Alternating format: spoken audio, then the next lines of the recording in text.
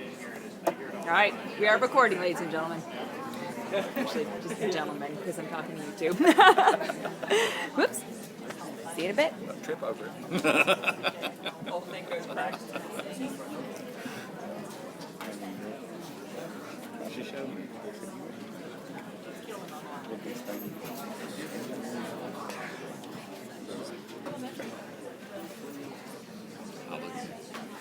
That's right, we're doing. Yeah.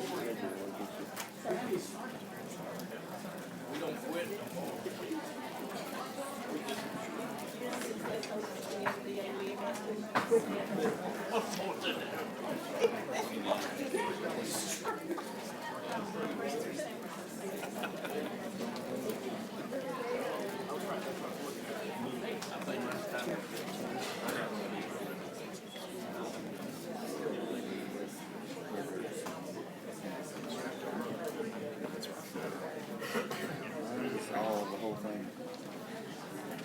Just been busy all day. When you finally slow down, it's just. Yeah, I'm sorry. Earlier today I had like almost Trying to type.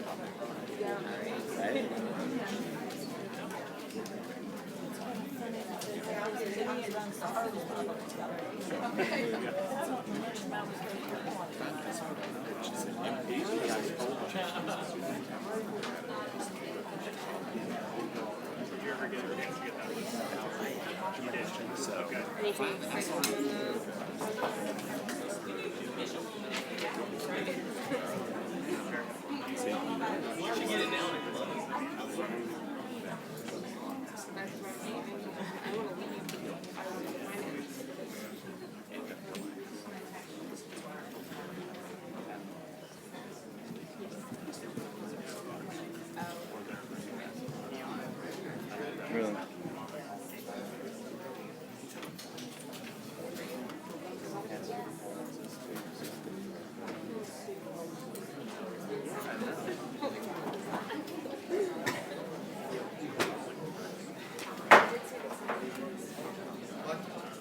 We need to open the official meeting, please.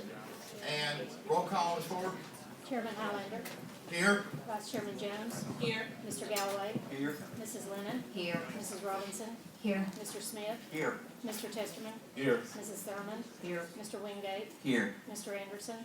Here. Interim Superintendent Kelly. Here.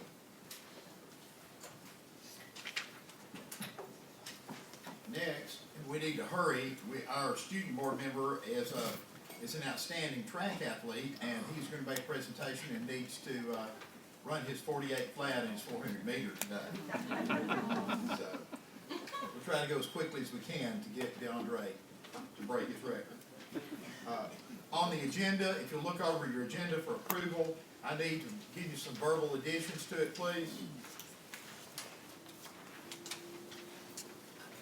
Under item 2, recognition and presentations, we need to add E, Signal Mountain Middle High mock trial competition winners. Under item 5, approval consent agenda. B, school operations, Zach Brown. 1, field trips. Add C, David Cowan, CTE. 1, under business and finance, Christy Jordan. 2, conferences and consultants. Add 2A, Ed Tech, Tennessee Summit featuring Google Apps for Education, GAFE Summit. Under item 7, board matters, add C, this will be a vote, contract for bus drivers, independent contractors. D, add D, update on Medicaid reimbursement, Rose Hutton and Heather Christopher. And we just received one today, a grant from UTC on board matters, which is math and science. It's a really great program, but I know they're gonna really work. We need 14 days is what it's supposed to be to us in advance. And UTC only got it to us 14 days ago, but we need to, we're gonna try to work with them, right, Ms. Levine, to get it a little quicker and try to get it so that we can have a adequate time. But the only reason I'm presenting that one to you is it's a very good grant, and it's something that has to be done in the next day or two. So normally I would not add that, but it's very worthwhile. And Dr. Highlander, Yes. Dr. McDade has Dr. clarification McDade. on the bus driver. This is not the contract, this is approval for us to start the contract, and you approve the amount of money that we have negotiated with the contract bus Thank you, drivers. thank you. The contract, once you've approved this, we will go back, Mr. Bennett and I will sit down and get the contract to you. Thanks, sir. Thank you. That'll be fine. You hear a motion for approval? Move to approve. A second? Need a vote for that, please? Mr. Galloway, Yes. Mrs. Jones, Yes. Mrs. Lennon, Yes. Mrs. Robinson, Yes. Mr. Smith, Yes. Mr. Testerman, Yes. Mrs. Thurman, Yes. Mr. Wingate, Yes. Chairman Howland. Yes. I do need to add that we have 2 more delegations who have been added to speak before the board at between the 5 and 5:30. So there are 2 more additions. Mr. Michael McCamish, addressing Signal Mountain issues, and Katie Stifler announcing the debut of climate videos.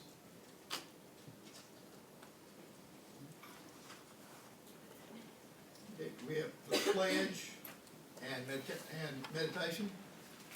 We have Margaret Abernathy, Director of Exceptional Education, will introduce the presenters of the meditation and pledge and flag. Thank you, Dr. Highlander. Dr. Kelly, board members, cabinet members, and esteemed audience. Let me introduce to you Creatia Stewart to do our pledge before the meditation. Thank you.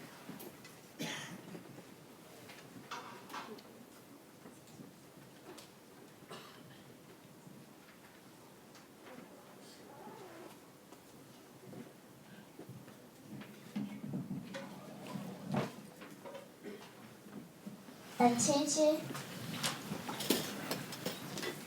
Salute. Pledge. I pledge allegiance to the flag of the United States of America and to the republic for which it stands, one nation, under God, indivisible, with liberty and justice for all. Thank you, Creatia. She is one of our wonderful Orchard Knott Elementary students. And I'd like to recognize at this time Principal Thurkill. I believe he's in the audience. As most of you know, music has been a wonderful part of my life, my entire life. And I was so pleased to be able to present these wonderful performers today for our meditation. Their teacher, our gifted teacher at Orchard Knott Elementary, is Lee Lane Smith. She was a member of the first gifted education class in Chattanooga City Schools in 1975. She doesn't look that old, but it was in 1975. This class was at Barger Elementary and was a magnet class with children from across the city. She took a bus there every day from East Lake Elementary School. She also began learning violin under Kay Smith, and I know a lot of you know who Kay Smith is. In a campaign to support the gifted program, she was asked to play before the school board in 1981, so this is a repeat performance. Lee is a graduate of Brainerd High and UTC. She taught gifted education for 10 years, being itinerant between Hickson Middle, Tyner Middle, and for the last 7 years at Lookout Valley Middle and High. She then left to teach in the private sector, but we grabbed her back in 2014. She is a 34-year veteran of the Chattanooga Symphony and Opera Association. She also performs with the Amadeus String Trio, and she serves on the music staff of Volunteer Girls State, where she has performed for every governor since Lamar Alexander. We are very fortunate in the Exceptional Education Department to have Lee Smith as one of our teachers. I'm going to have Lee introduce her performers today from Orchard Knob Elementary School, and then I have a little gift for each one of them. Thank you.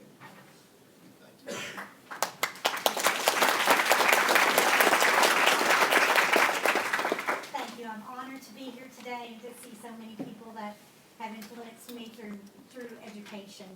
These wonderful students, we have two groups that will perform for you today. Our first group is a group of students who have very recently been identified as gifted students, and they are Akira Young and Carmelo Pringle. And our computer has died, so we're going to be playing without our accompaniment. So it might be a little different than we're used to, but we're ready. Okay? Ready?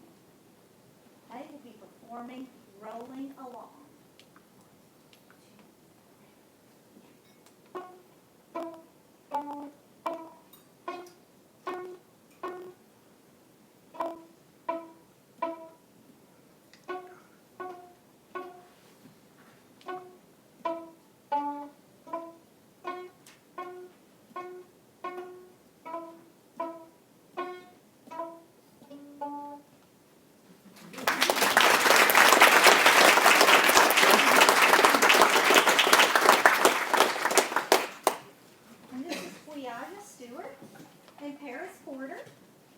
Playing a little bit longer. They've been in our gifted program for, Paris has been with us since the beginning of the school year.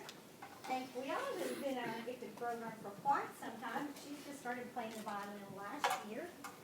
And Quiana, would you like to tell them about our string think? We want you to tell us about our program called String Think. She's got a few words to say. I have a second funny. String Think is made up of the gifted education students at Orchard Knob Elementary. We are using music to grow our brains, to improve our literacy and math skills, as well as to build creativity and self-discipline.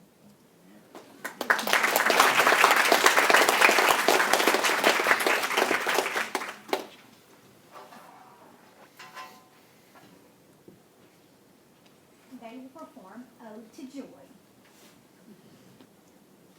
One, two, three, go.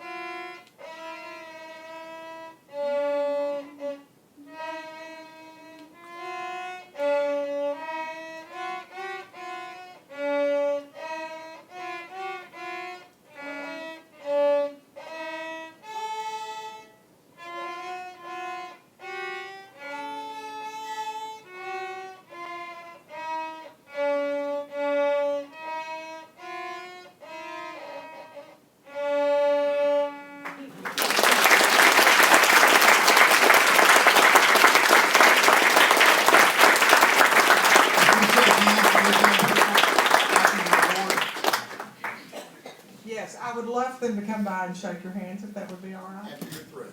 I remember how difficult it was the first time I performed at age 4, and I think these wonderful young people are doing a great job. We do have at least one parent in the audience. If we could have the parent stand up. I believe, oh, two.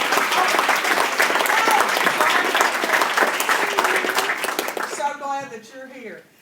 First of all, I'd like to recognize Quiasia Stewart for her musical expertise with the violin. There you go, darling. And of course, Paris Porter for your musical expertise.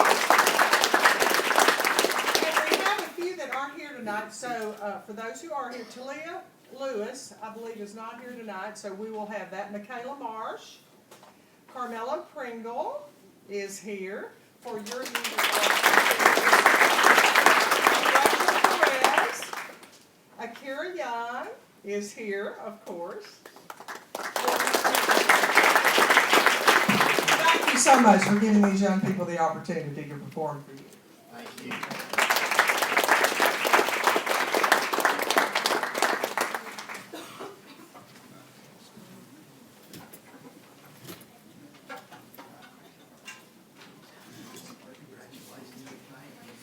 Thank you, young lady. Great job. Way to go, sir. You're the wrong man. Thank you very much.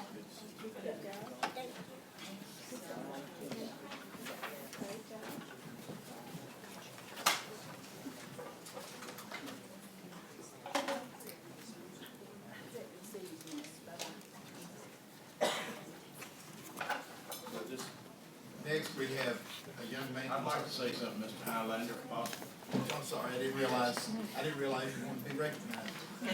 Years ago, back in the early '80s, I guess 2000, White Oak Elementary School had applied for a Allied Arts grant. Miss Levine was part of that before she moved out of to the principal role. And David Creel, part of the city school system, their strings program. He taught violin at White Oak Elementary School. And one day I was walking down the hall and heard him say, "Mississippi hot dog, Mississippi hot dog." And I thought, what is this class all about? And it's just one of those beats that they learn for the strings. Just Mississippi hot dog. And it was amazing to see that these children, this music will change their lives. It will change the way their brain thinks. And it will be amazing what can happen with their lives and the lives of other children when they're given the opportunity to do something that I will tell you right now, I know how they feel. They love it. It's something in their life that they love to do. Thank you, kids, moms.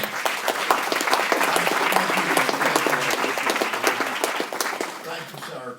We're about to go to DeAndre Anderson, but let me just say, I lost a friend a week or so ago, Jim Blasher, one of my teammates in college, and also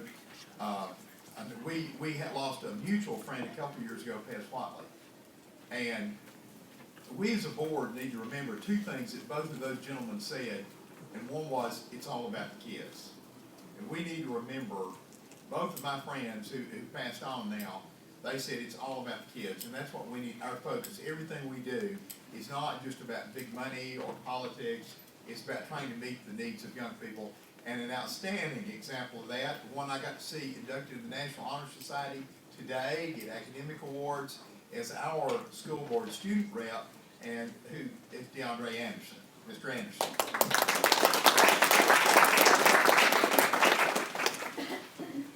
Good morning.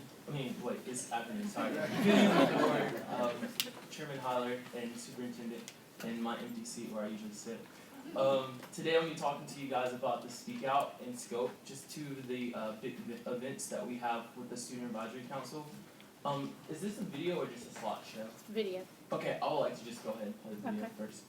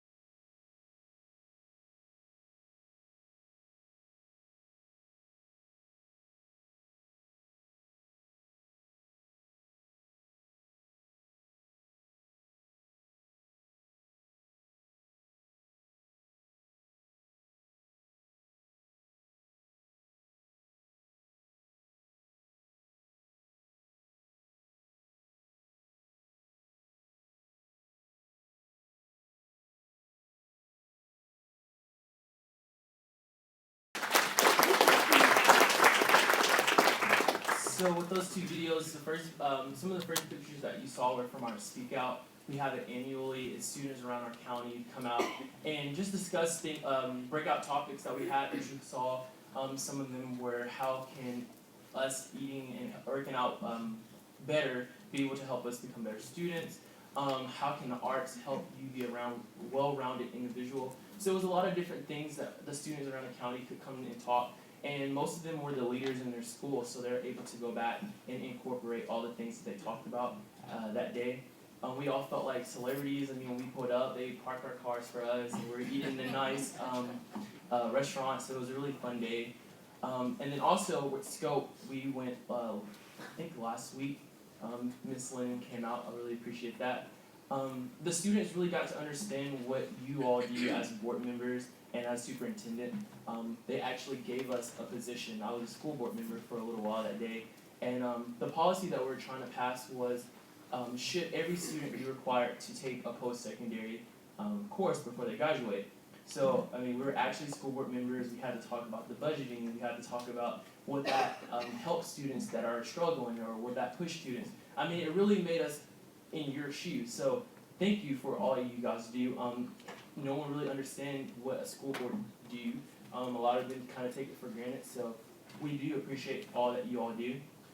And I want to thank everyone who had a part in setting these events up. The students really appreciate it. But I want to give a big thank you to a certain individual. She told me not to do it, but I had to. Miss Nancy Reed, can you please come up? Please, please, please.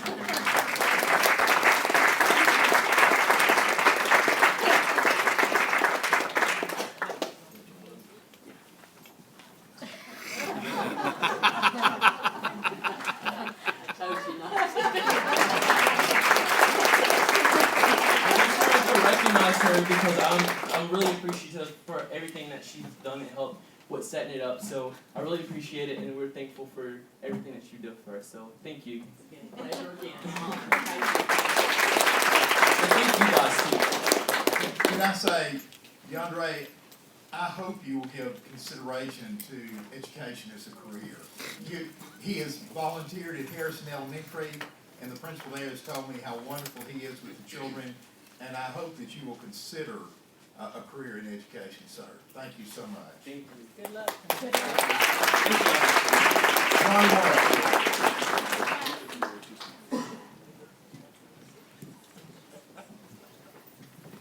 Next,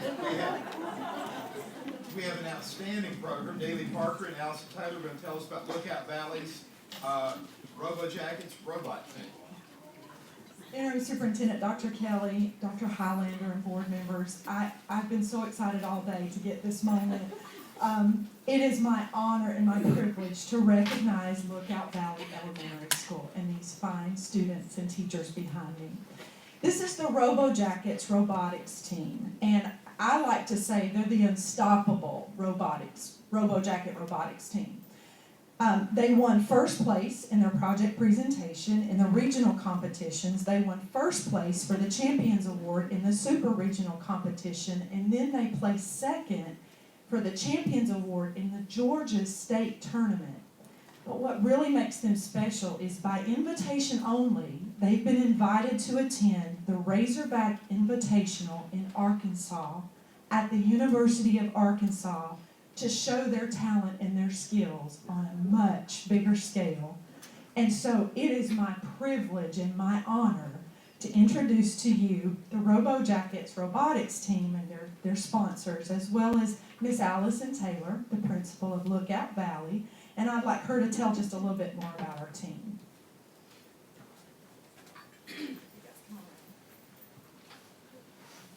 Interim Superintendent Dr. Kelly, Dr. Highlander, and board, thank you for helping us recognize our team and celebrating with us. These guys have truly learned what it's like to put forth a lot of effort and that their hard work pays off.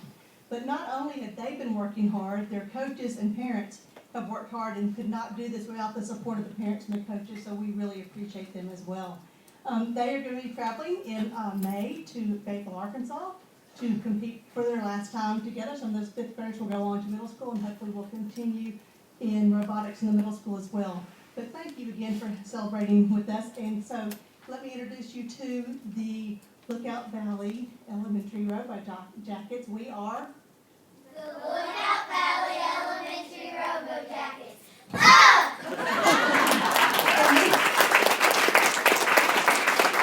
will call their names as they come forward to shake your hands. Mallory Wright, Willow Wright, Cambry Smith, Brooklyn Lucas, Helen Chin, Brandy Tate, Sam Dolphin, Connor Vincent, Trey Dolphin, and their coach, Fallon Baggett, and their coaches. What about you guys? Candace Baggett and Phil Cooper. Thank you again.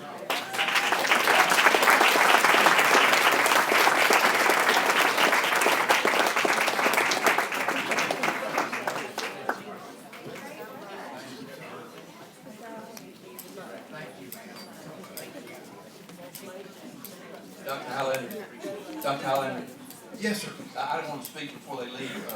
Their coaches are going out, I know they were introduced, but they're teaching these kids more than just about robotics too. I can tell you that, I know these folks, and Ms. Taylor, she's done a wonderful job at the school, and we're so thankful. And listen, also I want to say, it's very expensive, this trip, and they're raising funds and doing things. You know somebody got some connections to throw a few dollars their way, you can call the school and they'll take that phone call, won't you just take it? We're looking to help all we can, and we appreciate that. Thank you, though.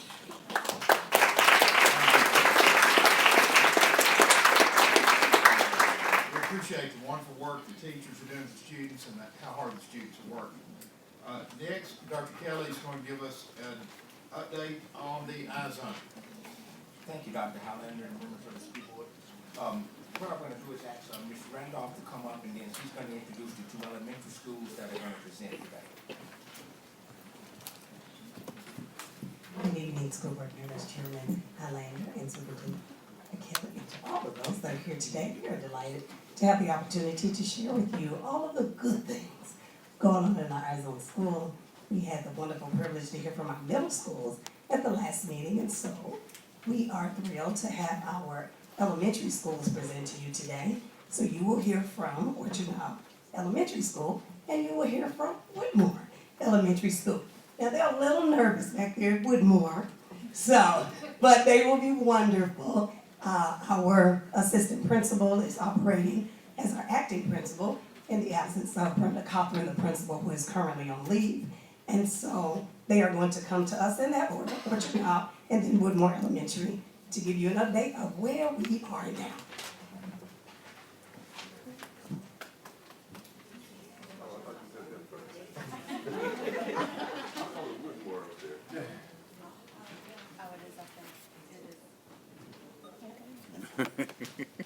We're sorry, just to do that and keep things moving, we'll have Woodmore come first, since their documentation is already there. And then we will have Orchard Knob.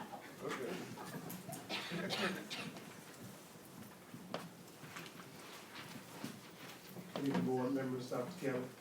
We're here representing Woodmore Elementary. I'm Tyler Caldwell, assistant principal. Just give you a quick update about our building and our students. We're still in the healing process. Overall, the building's in a good state. We're getting back to the norms of a school building, and we want to thank everybody for all the support from the central office and from the community. Right now, we just want to give you a glimpse into what's going on in our building. As you can see, I think everybody should have the data in front of them. Teacher attendance, student attendance, out-of-school suspension, in-school suspension, and expulsions. We look from 14-15 to current data now. We have improved at 96% from last year. We're up this year for student attendance at 93.7.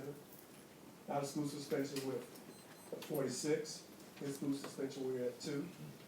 Without in-school suspension right now, we've actually removed it out of the building. We're doing some innovative things inside the building just to keep everything running smoothly. Expulsions, we're at 1.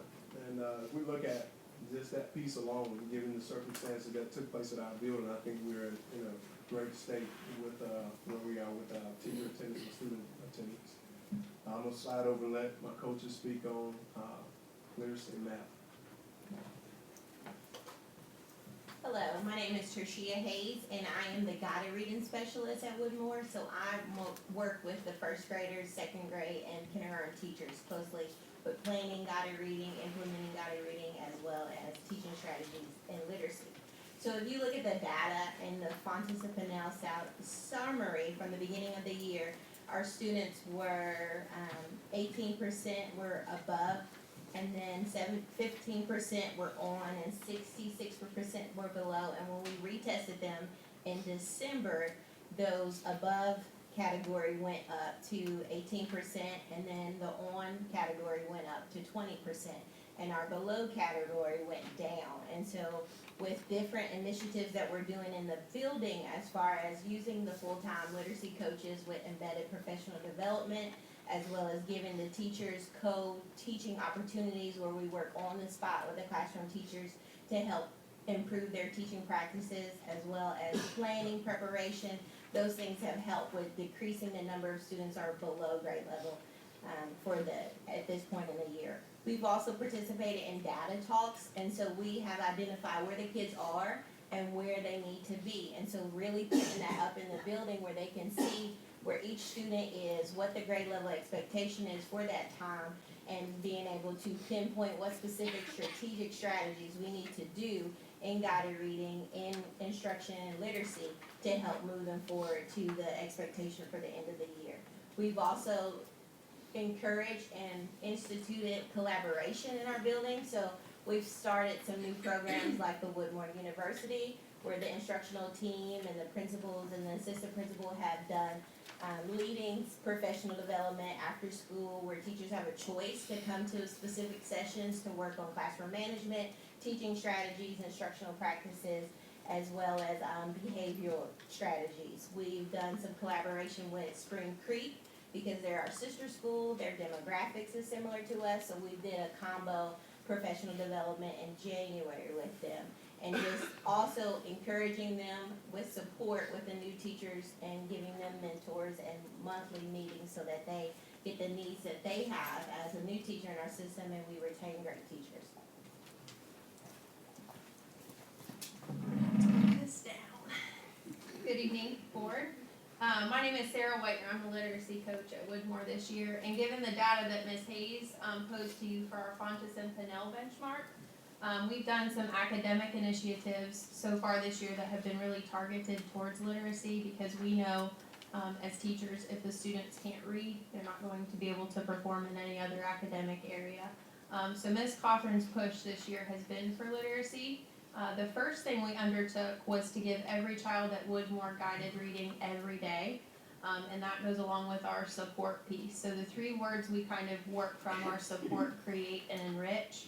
And we try and do that through all of the data you'll see and all of the initiatives we're undertaking. Those 3 words really come out. The second thing is that below grade level readers receive at least 2 guided reading groups every day. So not only are they seeing their classroom teacher, they're also seeing an interventionist or a coach for a second group during the day. The second thing we did was ask for and receive. So we essentially created some support staff positions, and those people have all been trained in guided reading and also do the math. So they've really been helpful in our efforts to push the academics forward. The third thing, as Ms. Hayes mentioned, we do embedded weekly professional development with all teachers K-5. So they meet with us on Wednesdays and then with Ms. Kelly on Thursdays for math. And in those planning sessions, we've focused on the planning piece and the standards piece to make sure that everything we're doing is really intentional and standards-based. The fourth thing we've done is support through a UTC partnership with Dr. Tucker's psychology class, and they're undertaking an incremental rehearsal strategy with our students. So 12 students are participating in that process, and those are the lowest academic students in the building, so they're actually getting a 3rd support piece on top of the literacy. And then the last thing we've done, this is kind of focusing on next year for 2017, 2018, but to enrich our school, we've taken initiative to partake in proactive recruitment for new teachers. And so we've done 4 things. In the fall, we participated in the Hamilton County Teacher Recruitment Fair. We had a table there, and we were very busy, which was great. The second thing we did, the instructional team went to Lee University a few weeks ago and met with 75 student teachers. And that was really beneficial because we have almost 20 student teachers coming to our building for a tour within the next month. The third thing, Miss Kelly went to the Nashville Recruitment Fair, so that was an important piece of recruitment. And then last thing, during the interview process, we've actually asked people to come in and teach lessons to our students, so that's been an added piece to our interview process, which has been really beneficial. Turn it over to Miss Kelly. Good afternoon, Board. I'm Diamond Kelly, the math coach at Woodmore. Like they said previously, we support, create, and enrich in our building. And as a result, our attendance has went up. We are now at 93.7%. We contribute that to creating weekly school messenger calls that inform the parents of upcoming events and encourage attendance in our building. We support, or our teachers support us with that by calling parents and documenting it in our communication logs. We have created student support teams, and that consists of, not just consists of, but our student service coordinator, who's in charge of absences, chronic absences, tardies, early dismissals, and late pickups. And then we have hired a family partnership specialist who sort of communicates or bridges the gaps between us and parents and our community partners. We provide our students with field experiences that enrich their learning. We have introduced restorative practices with love and logic that create a positive climate in our school building. And we are, our curriculum is evolving. We are creating a STEAM lab. We are supporting teachers through Science Sparks, and we're enriching them with artists in residence.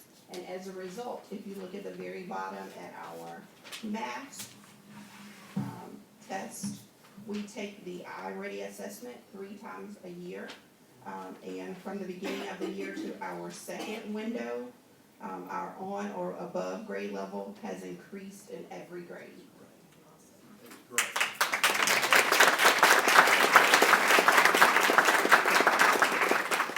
So in closing, we just want to thank you all again for all the support for Woodmore Elementary. Have a good evening.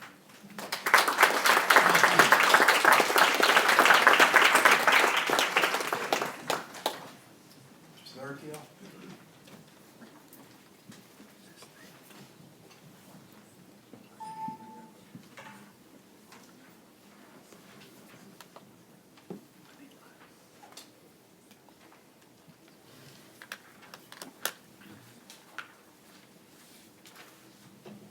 Thank you, Chairman Highlander and Interim Superintendent Dr. Kelly and members of the board for the opportunity to come and share some of the information that's happening at Orchard Knob Elementary. I'm Frederick Thurkill, the principal there.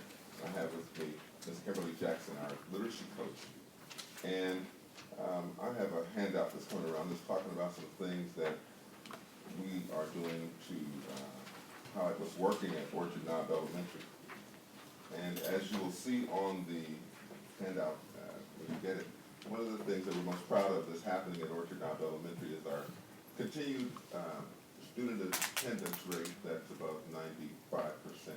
And our teacher attendance rate continues to be around 96% or higher. But also, we're looking at the focus on literacy. We know that, again, just like all schools and all instruction, that when kids can read, they can perform better on state standardized assessments. And so I just want to highlight the opportunity to say that with Ms. Levine and Ms. Randolph coming in and providing the support that we requested in terms of helping our teachers implement guided reading more effectively. And it's been one of those initiatives that for some time across the school we saw the need for.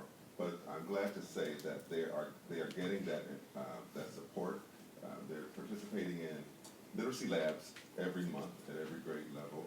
And yesterday, recently in our state visit, they highlighted that the excitement that was demonstrated in the building for the kids who are loving to read. In addition to that we're building community partners with local agencies around the community that have a vested interest in Orchard Knob Elementary. And so we have organizations like, of course, Tech Town, that our students participated in robotics activities and STEM-based activities through Tech Town. We also have other organizations like our churches and our hospitals that are surrounding Orchard Knob Elementary. We participated in the teleclinic and other initiatives that support Orchard Knob. We have the UTC partnership through soccer, and so with our family partnership specialists and our community liaisons, we're seeing a lot of community involvement in our school. Presently, we have a total of 6 students that have been suspended for the year, and our expulsion rate, we've only had 1 student. And the first time this year, in the 6 years that I've been there, that we've had a student expelled. But that student is back on track now and back in the school building. And we're working to create creative incentives for students to maintain good behavior and increase parental involvement. We also have opportunities for parents to come into the building through our Tech Goes Home program, where they can get support and are able to go home and better support students with their academic support. And I'd like to let Ms. Jackson talk some about the initiatives to support teachers with guided reading in our literacy instruction in our building. Hi, yes, I'm Kimberly Jackson, the literacy coach at Orchard Knob Elementary. And to begin with our teachers and with the students, it is known that we want our kids to have the most effective instruction, especially when it comes to guided reading. Therefore, we provide intensive literacy labs with Ms. Levine included to help us with that process. So that has begun along with having a consultant that comes to the school as well.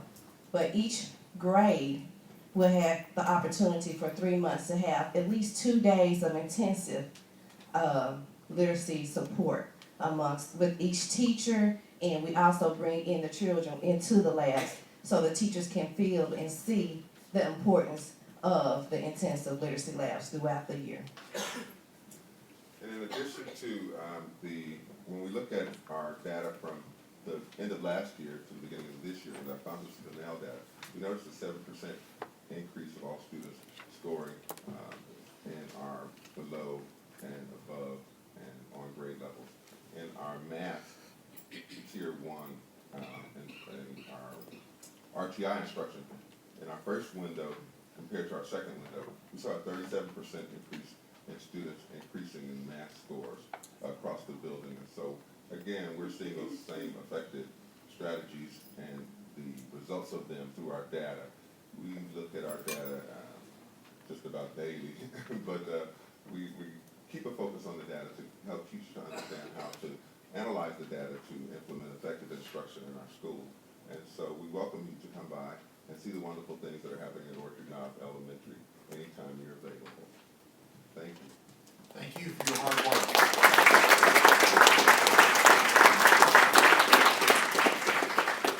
Dr. Kelly will now come in on our strategic plan update.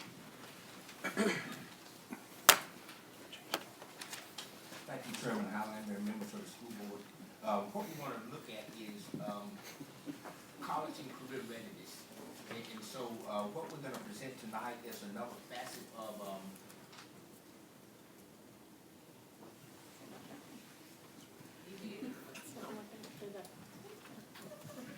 okay. So what we have been doing is for the last 11 years, we have been tracking students as they go into college. And so what we're doing is with a unique identifier. We've been able to basically track students that leave in May and graduate in May and actually enroll in the fall. And so if you go back to 2005, you'll see that we had 1,324 students to go to college. And the yellow bar is, or the orange bar is going to be the students who enrolled in a 4-year institution, and then the blue is going to be the students who enrolled in a 2-year or certification program. And then the numbers that you have there in parentheses, those are the number of students who graduated with a regular diploma. And so what we're pleased to announce tonight is over time, we have the largest number that we have seen since we've been tracking the data to go to college this last May, and that's going to be our 1,931 students. And so that's around 76% of our students are going to college, and that's an increase from the previous year, about 5% increase. So that's real good news for us when we begin to look at college and career. I know earlier with Mr. Cowan, we talked a lot about what we were doing for those students who go into the world of work, but we wanted to let you know that we do have a lot of students that are going into college or certificated programs. This slide here is showing in terms of the breakdown. We talked about 2-year programs and 4-year programs. So when you look at the top in school year 2005, you see that 58% of our students will go into a 4-year program as compared to 42%. And then if you go out to 2015, you're going to see a little bit of a change. And we attribute that maybe to Tennessee Promise. We had 51%. That's the only year that we've had more students to go into a 2-year program as opposed to a 4-year program. But after last year, the trend is headed back into where we're seeing more students going into a 4-year program as opposed to the 2-year program. And one of the reasons we're looking at this is we tend to have a higher graduation rate for those students who go to college in a 4-year program. But that is giving us data over time for the graduating students. Let's go to the next one. This is a real good slide here, and this is out of 2016. We've had students to enter 186 different colleges or 2-year programs or the military, and this is in 38 states. And you can see we have students that are going all across the United States, and what our guidance counselors and career counselors are doing is actually working with students and finding what we call a good fit, a program that really works for that child. And so you can see that it varies, and when we started it was more closely knitted to the Southeast, but we do have students going all across the United States, so that's very good. So what it's saying is there are opportunities for our students to go actually any place that they want to once they leave our doors as a senior. Let's go to the next slide. This is going to be a little hard to read, but this is all of the places where they're going, so that information is in your packet. But let me go to the next slide. It shows you the top 15 places. So as we look at it, Chattanooga State, you can see it #1 in terms of enrollment with 701, followed by the UTC, University of Tennessee with 149, Middle Tennessee, and a big increase in terms of students who are now going to East Tennessee State. Technical program, since it is a certificated program, you had a TCAT there, which is also out at Chattanooga State. But this gives you a breakdown of the top 15 places for where our students are going, all the way from 701 students at Chattanooga State down to basically a tie for Alabama A&M and the University of Alabama, 15 students. So our students are taking advantage of opportunities here within the state, and you can see that we also have them going outside of the state. But and we have all TC programs, and so you can see that one of the larger ones is the U.S. Army. We do have them going to the other branches of the military, but this has been a good year in terms of students going on to post-secondary opportunities. And we put this slide in here also to show that working with our partners with PEF, we have what's called Camp College. This is a program that occurs for a week at the University of the South at Swanee.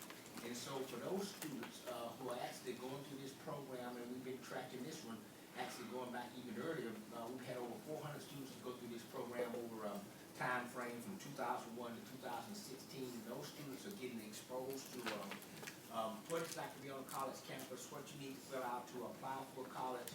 And so we've had 95% of those students that actually go to college here. We can see that it's higher than the Hamilton County average, and it's even higher than the national average. And then the other piece that we're looking at is once we got them to go in the following fall, they're actually staying. So 96% of those students are staying, whereas from a district standpoint, we've had 71%, and then nationally it's around 66%. And then what we're looking at also is roughly a 6-year graduation, and this can be a 6-year graduation from a 4-year institution or a 2-year institution. So we're about 50% for the district. Those students are graduating at about 65%, and we're happy to show that actually above the national average in this category. So this is real good results in terms of meeting one of our criteria and one of our focus areas, and that is college going and career readiness for our students. So the main takeaway here is our largest number of graduates going to college this last year, and it's up to 76%. And the other piece that we're looking at, and we talked about with Polytech, and some of the things that we're going to do for this upcoming year is to also work with those students who are not going to college. So we're trying to make sure that we have opportunities for students, regardless of where they decide or what they decide to do. We just want to make sure that they're prepared. Any questions about this?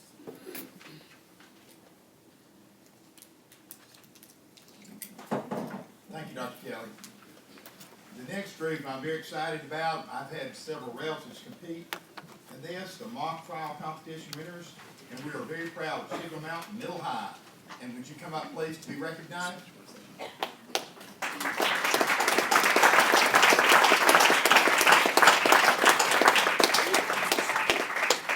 Good evening.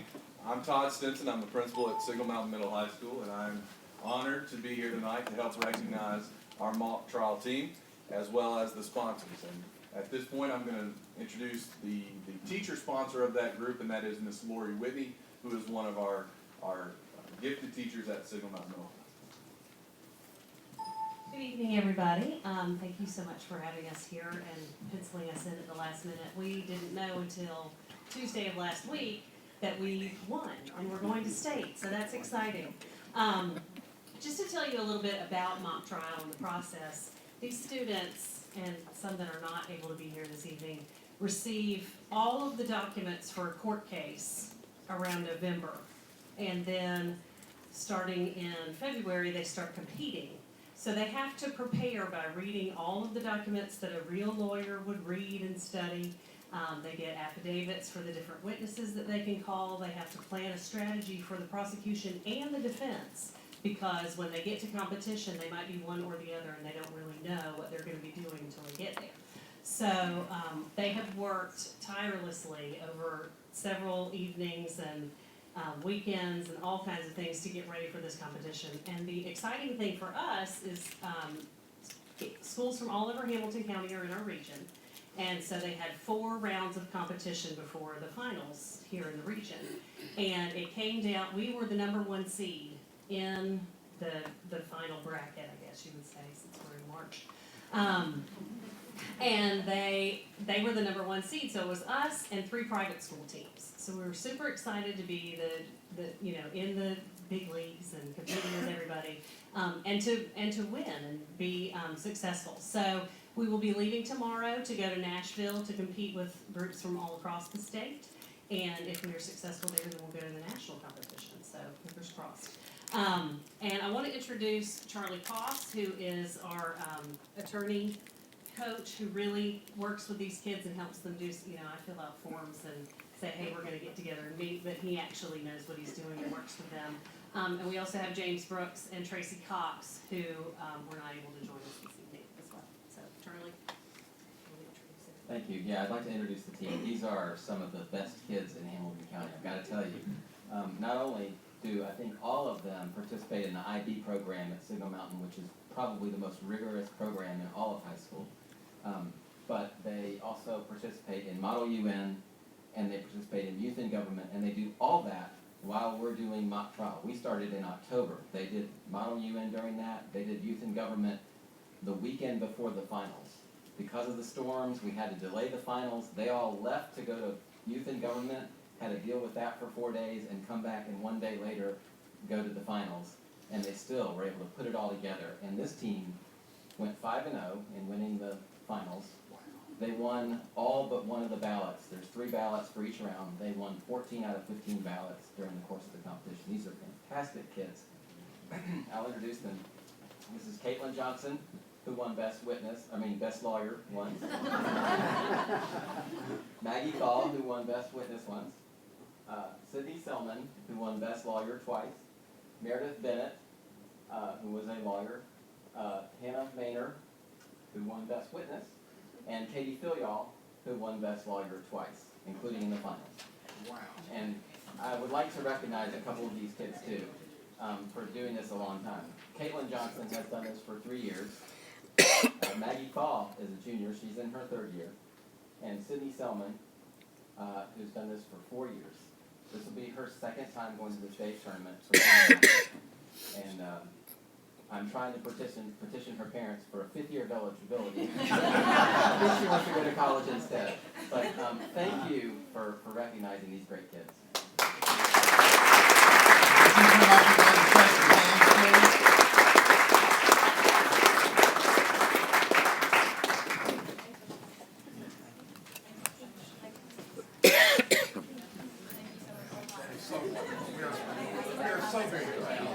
you.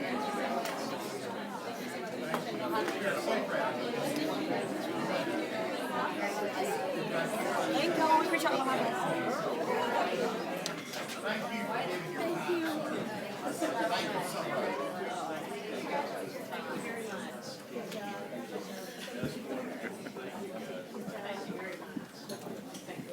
If I may say, I've had some cousins who participated, 3 cousins, all 3 of them graduated either 1st or 2nd in their law school class. So these young people have a lot coming. I would like to recognize one of our county government officials who's here with us this evening, my good friend, Judge Rob Philyaw. And I believe I recognized your daughter there, did I not? I'm here as Katie's dad tonight. Thank you. It's Katie's dad. And also, we have another young lady who was here, and her father is our attorney, Mr. Scott Bennett. And so we're very proud of the parents as well as the young people. Mr. Highlander, I'd like to brag a little bit. I didn't know it, but I have a student that's on that team, and I had her as a kid at Gans Middle Valley School. Thank you. That's great. You started her out well, Mr. Tester. Dr. Hollander, if I may, Yes, sir. I'd like to thank Charlie Poss, he's one of my law partners. He's been devoting himself tirelessly to this endeavor for many, many years. And something he didn't say, this is the first time a public school team has won this competition in 12 years, I think. Is that in a very long time, and Charlie happened to coach the last team that won. It was Ottawa High School. So this is a tremendous accomplishment for Signal Mountain Hills High School.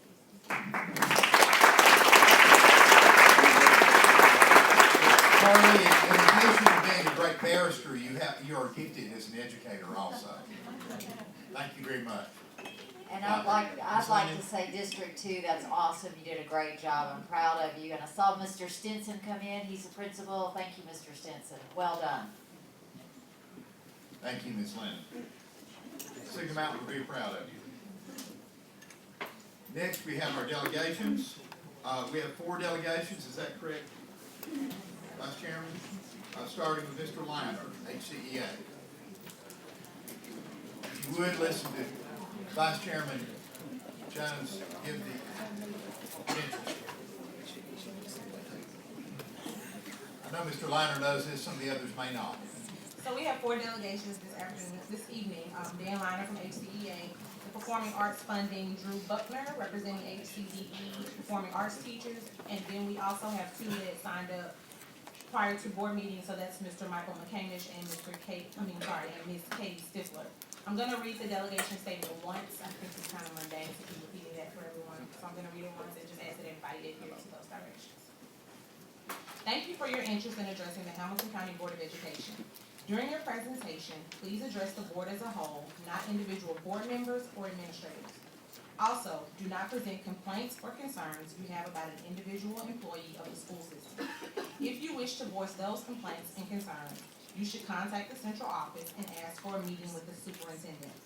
If you are criticizing an individual employee, I will interrupt you and ask you to refrain.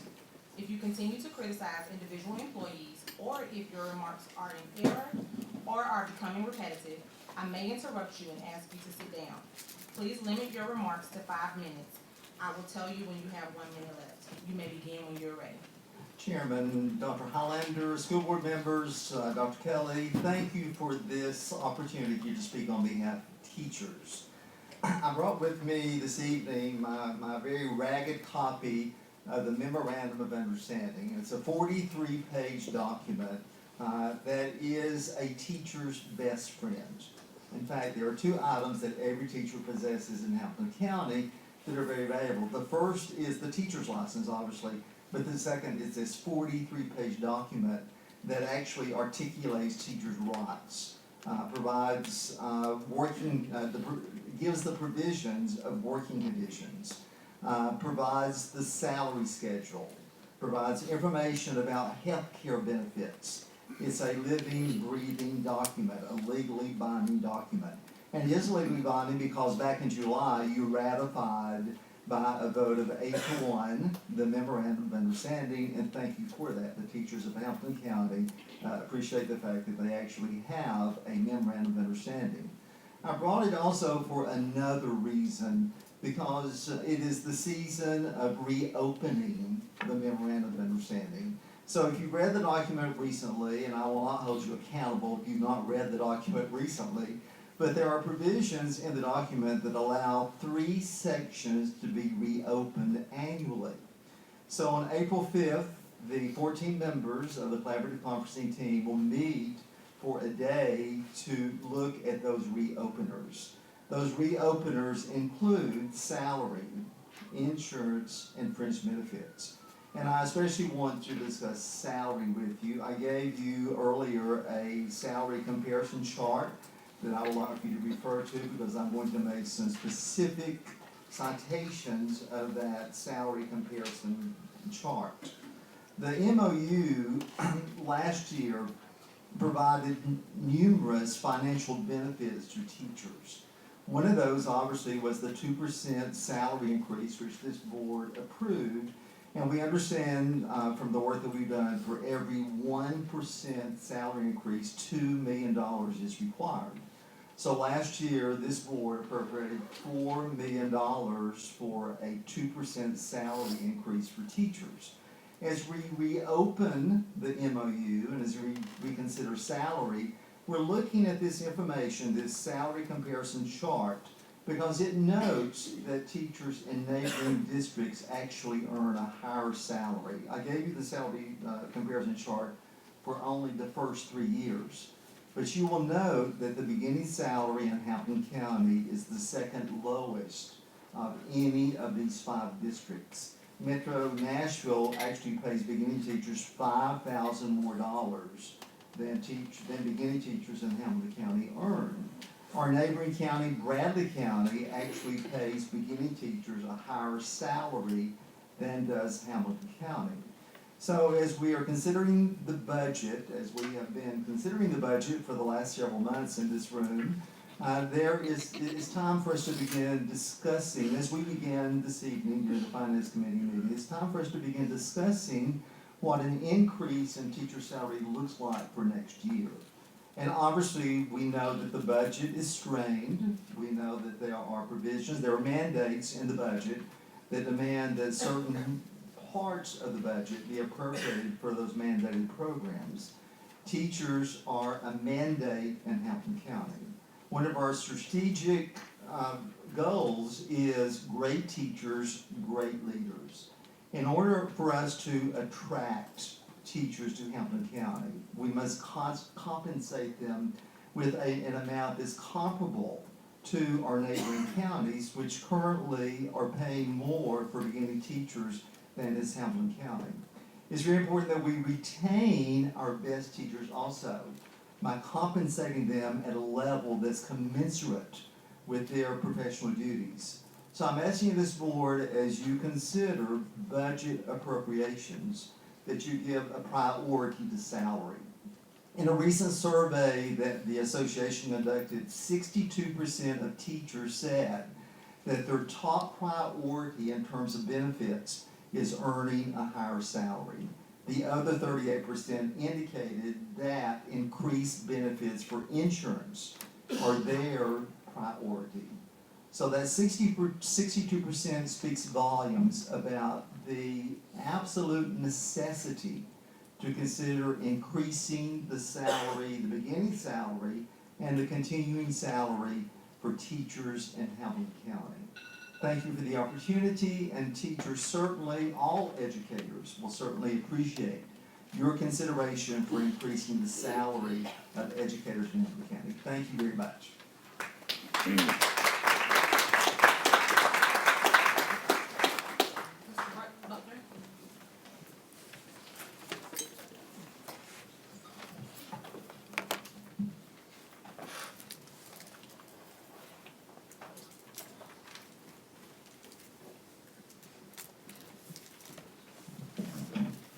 Good evening. I'm joined here tonight by the band and orchestra directors from across our district. If you're here tonight as a band or orchestra director, would you raise your hand or stand, please? We still have other band directors performing concerts with their bands downtown tonight and couldn't be here. We are not here tonight, though, to ask for a luxury for our students or even an exception to be made. We know that money in our district right now is extremely tight, and it's all accounted for. We're here because of two things, though. Our students in band and orchestra are drowning in a lack of resources and instruction. And two, the teachers in this room, we know that the answer to our struggling schools, families, and communities in Chattanooga are these music programs, and we believe very strongly in that. We represent the largest group at almost every one of our schools, and our subject is not just a core subject, it is the life and identity of our students. And music, is the fuel for change in our area. We're asking for 5 things: money for music, money for instruments and repairs, supplements, additional teachers, and a county instrumental music coordinator. You may or may not know that Hamilton County does not fund band and orchestra programs. There is no money for music, no money for instruments, transportation, or anything. Besides the salary or supplement given to the one teacher at each school, there is no funding. You can see the comparison to other districts directly surrounding us, and even more in your packets that I've given you, that this is not the case anywhere else. There was not a district in Tennessee, Georgia, or Texas that we could find that did not fund band and orchestra programs. The cost of written music itself is a huge obstacle each year. The typical band and orchestra performs over 20 pieces of music per year, and they cost anywhere between $50 and $100 per piece. For me on Signal Mountain, I'm very lucky that I have families that can pay the fees that we have to request to purchase these things. However, there are many, many schools in our district that can't even come close to paying these fees, or fundraise either. Those students are left without music to perform. Even with our current textbook cycle allocating money for the fine arts, we do not see any of that money in our band and orchestra programs. But not just music. It is very expensive to purchase and maintain instruments for our students to play. There are schools right now with instruments over 30 years old, and even schools that are playing the same instruments that were purchased with the opening of that school. And still other schools that do not have enough instruments for the students to play and are turning away students every year. It costs over $5,000 to properly maintain these instruments for a small band, and even more to replace them on a regular basis. One of the biggest things, though, that our students are doing without right now is instruction. Band and orchestra is often the largest group on campus, doing more or equal to any extracurricular sports team during school and after school, all the while having one instructor paid for by the district. While our football teams, rightly so, have 5 coaches paid for by the district, and even other sports that have multiple teachers. We simply cannot teach our students in band and orchestra without additional teachers, even during class. You can see that other districts surrounding us in the packets that I've given you provide these assistance. Finally, music is the education of emotion. It's the fuel for our human spirit and the fuel for change in our schools. It's also a fuel for academic success.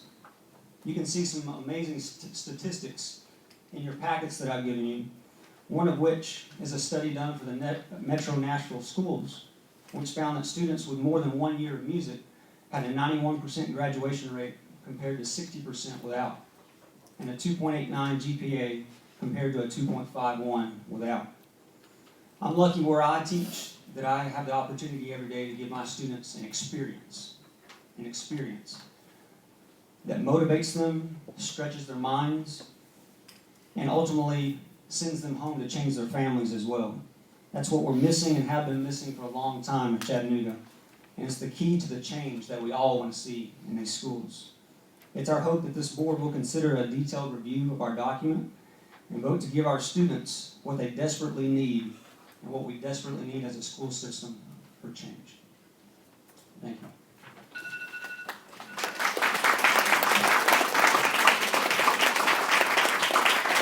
Thank you. Appreciate it. Thank you very much. As the father of two students who took band, I appreciate what you all do.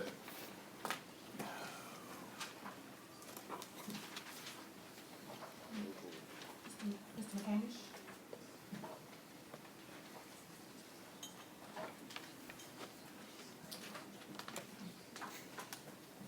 Good evening, and thank you for this chance to address the board. My name is Michael McCamish, and I'm a father of a 7-year-old attending Nolan. I have a 4-year-old that will be eventually attending Nolan. We live in unincorporated Hamilton County on Signal Mountain, and we're part of the 40% who are not going to get to vote on the what's called SMEXIT, Signal Mountain Exit, from Hamilton County. And it's disturbing to me. It's disturbing for a number of reasons. One thing, I'm an anthropologist. I teach at Chattanooga State. And one of the problems and one of the concerns I had about living on Signal Mountain, I grew up on Signal Mountain. I'm from Signal Mountain. I moved to California for 14 years and came back when I had a young family. And one of the things that was concerning was the absence of diversity. And as an educator, something I know profoundly is the importance of diversity when it comes to education. And so we're drowning in the absence of diversity on Signal Mountain. And we're also amazingly enriched with opportunities for learning. We have privilege on Signal Mountain like no other aspect in Hamilton County. There is a growing contingent, a grassroots movement of parents who I guess you could say I'm unofficially speaking for, that are going to become active, and we're going to start engaging, and we're going to start in grassroots fashion talking to people about this. And what I'm here to do is to tell you that's what's happening. And also to ask for your support and to ask for a correspondence. One of the things that I attended in December, I attended the meeting in which they were hearing from the ad hoc committee that went to Memphis and did this study. I never heard one person mention the negative effects this is going to happen to Hamilton County. That, to me, is an absence of reflection upon one's privilege, and it's wrong. The 7-person committee that's been formed, I attended their meeting last night, and 5 of them, I would say, what another disturbing aspect of that committee, one thing is, I would say the majority of them are acting very precautiously, and they are going to thoroughly analyze the situation. What really was an alarm to me was there's 2 people who were on the ad hoc committee that are on that 7-person committee, and that, to me, they set off to have an objective group of people. Those people on that committee have a position. And so, to me, it feels like a sense of inevitability. And I want to put a slowness to that. And so, one question I have is, I would like to see addressed, how is this going to affect Hamilton County? Economically, socially? We've been hearing tonight about some of the great things what's happening on Signal Mountain, in the schools. I look forward to those days with my kids. But this, to me, we need more information, and I'm hoping that we can look to y'all as allies for information. Thank you. Thank you.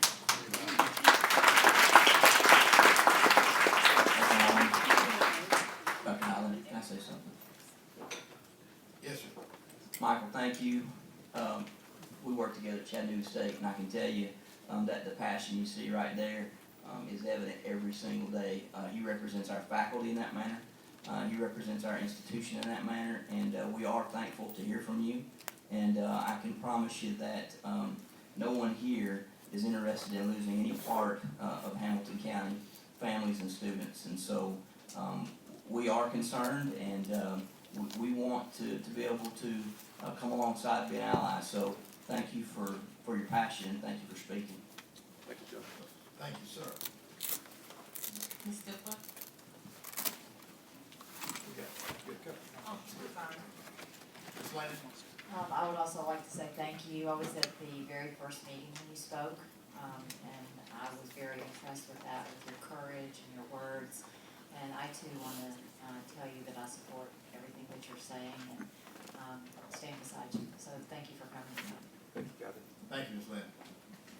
Ms. Stifler?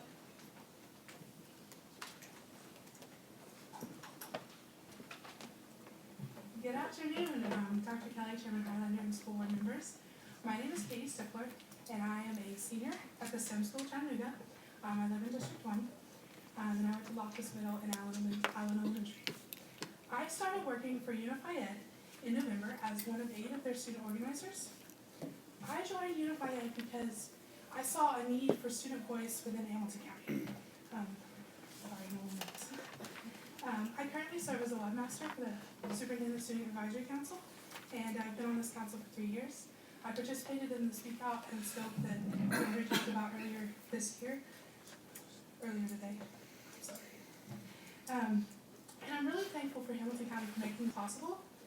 Through Unify Ed and the SSAC, I've been given opportunities that not every student has been offered, and I've been able to make my voice heard within HCDE.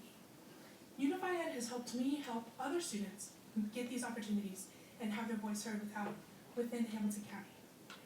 Over the last 6 months, Unify Ed has been working with Hamilton County Schools on creating climate videos that show some of the great things that are going on within Hamilton County Schools. On April 1st, we are debuting some of these videos at the video launch block party at Unify Ed. Students from all across the county, including myself and our other 8 members, have volunteered to run this event for the community and will be there to socialize with community members and you guys. On behalf of Unify Ed, I wanted to personally invite you to this video launch block party at Unify Ed so you guys can come socialize with us students, meet community members that aren't necessarily in your district, and share the great things that are going on within each school. This meeting will take place Saturday, April 1st from 3:30 to 5:30. We would love to have you as school board members and you, Dr. Kelly, along with the community there on April 1st. We will also have free ice cream, so that's always a positive. We will be posting more about this event on our social media page as the event approaches, and the handle for these pages is Unify Ed HC, which is UNIFIED-HC. So just to wrap up, the video launch block party will take place Saturday, April 1st, 3:30 to 5:30 at Unify Ed, which is located at 1609 Macaulay Avenue, which is right across the street from Molly's Restaurant, if you've ever been there. So come out, eat ice cream with me and my fellow students, and see some of the great things that are going on in Hamilton County. And I promise, this is not an April Fool's joke. This is a way to show the students that education isn't a joke. Thank you for your time.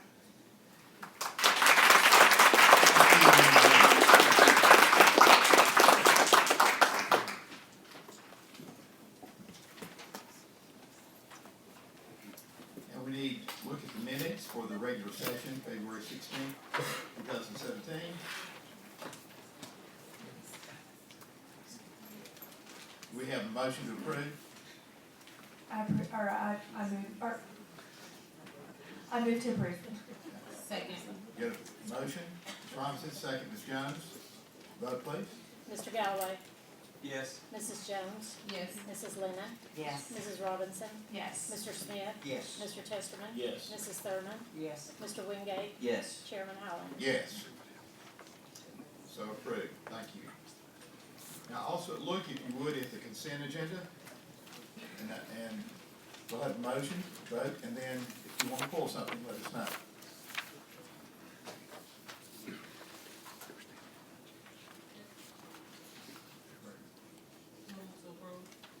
We have a motion by Ms. Jones to approve. Do we have a second? Second. Second, Mr. Galloway. Does anyone want to pull anything?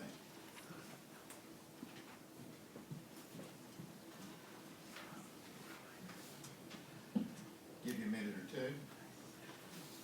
You?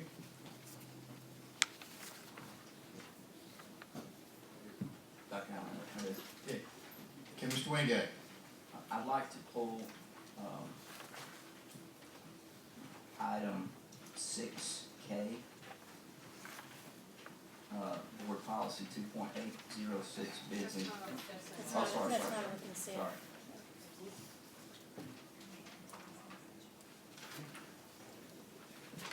Anything else? Okay, we'll go for vote. Mr. Galloway? Yes. Mrs. Jones? Yes. Mrs. Lennon? Yes. Mrs. Robinson? Yes. Mr. Smith? Yes. Mr. Chesterman? Yes. Mrs. Thurman? Yes. Mr. Wingate? Yes. and Chairman Highlander? Yes. So approved. Okay, administrative matters, business matters, Dr. Lee McDade. The first one will be a second reading for a vote. Correct. Correct, Dr. Highlander. You have a second and final reading of a new board policy on Americans with disabilities.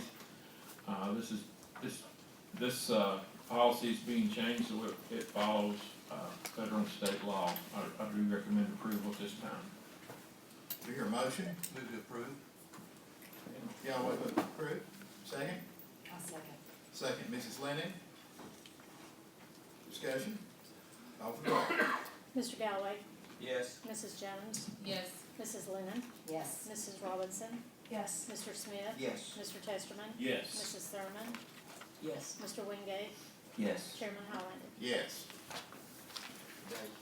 Thank you, Chairman Highlander. Board members, you have before you 10 new or not necessarily new. Some of them are new, but some of them are just rewritten board policies. If you have any questions about any of those 10, I'll be happy to entertain those at this time. Ms. Jones? I have a question about, board policy 4.606 graduation requirements.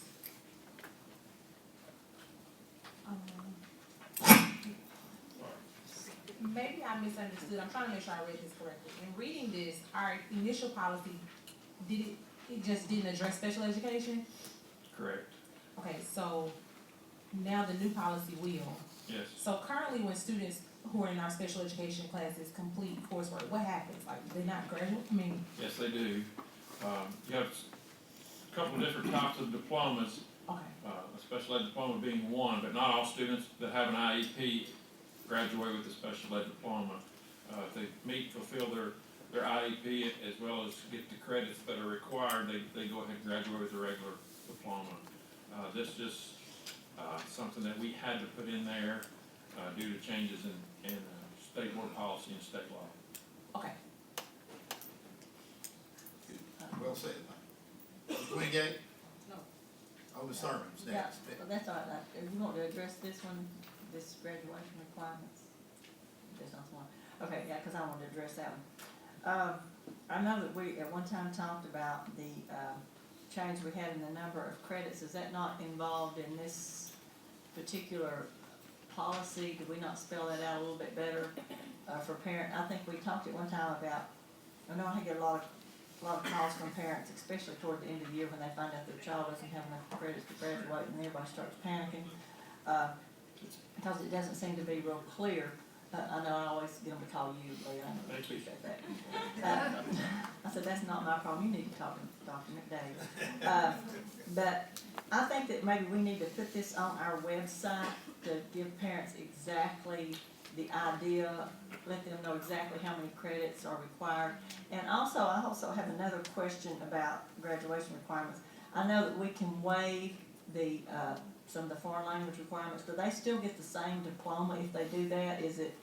That would be a state diploma if you waive that. And that's only waived usually if they're coming from out of state or from a system that does not require the same amount of foreign language. as far as putting something on our website, I think it's best that the schools put that on their website, cause some schools have 28 credit requirements if they're a block school per se, Okay. and then That's others really- have 24. Okay, I think that's a great idea because there seems to be so much confusion, especially when a child moves from one high school to another high school, you know, for another grade. It gets to be so confusing. Yes, ma'am. And I just think we need to be sure that that's out there for parents to understand exactly what's going on. I think that would be very beneficial to everyone. That way you might not get so many phone calls. It's that time of year. Thank you. Mr. Wingate? Yes, thank you, Chairman Highlander. It would be, board policy 2.806 bids in quotations there, IDK. Would like some explanation on why the, increase, from $10,000 to $25,000 in regards to, the bids. Yes, we're following the county commission's lead on this. They recently approved such a thing, and with construction, especially maintenance costs, that will help lower the number of bids we have to go out and acquire. So as costs have gone up, I know at one time, and Ms. Thurman will remember this, and maybe Mr. Testman, at one time it was $2,500, and then we raised it to $10,000, I don't know, 4 or 5 years ago. The county recently raised it up to $25,000, and the state has allowed that this year, and we're following that suit. That's why it was done. Okay, and then, look down as I look in the second paragraph there, line 16 there, just says whenever possible.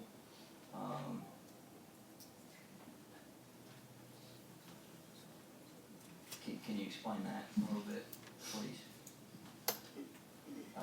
What, in regards to securing 3 competitive bids?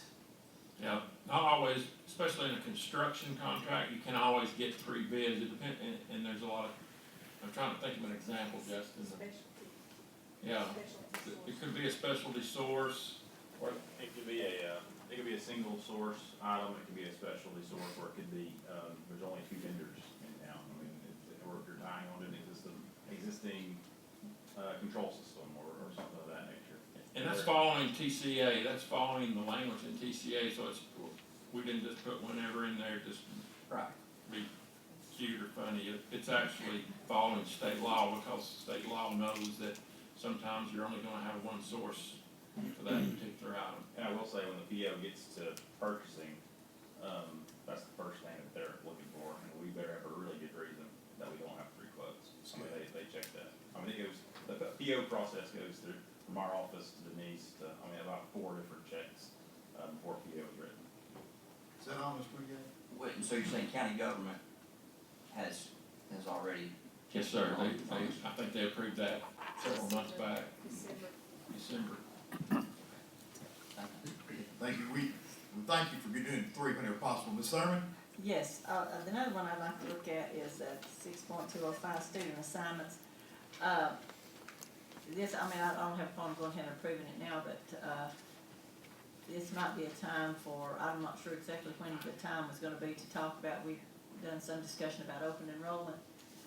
So I think that, this will be, okay for now, but I don't know at what point, Chairman Highlander, you want to maybe address the, possibility of open enrollment, what that would look like and things like that. I think that's something that we might need a workshop on, or something I know we have a lot on our plate right now, so not right now, but we do have a workshop. Never, write this down, first time in 13 years. First time, that's right. We do have an awful lot on our plate, I agree with you.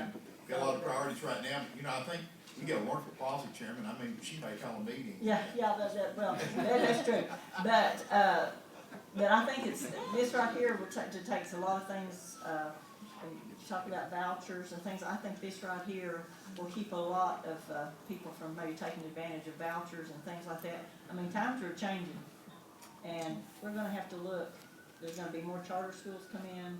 There's going to be, if the voucher gets approved, and it may very well get approved at the state level, it's something that we're gonna have to deal with, and it may all be a reality.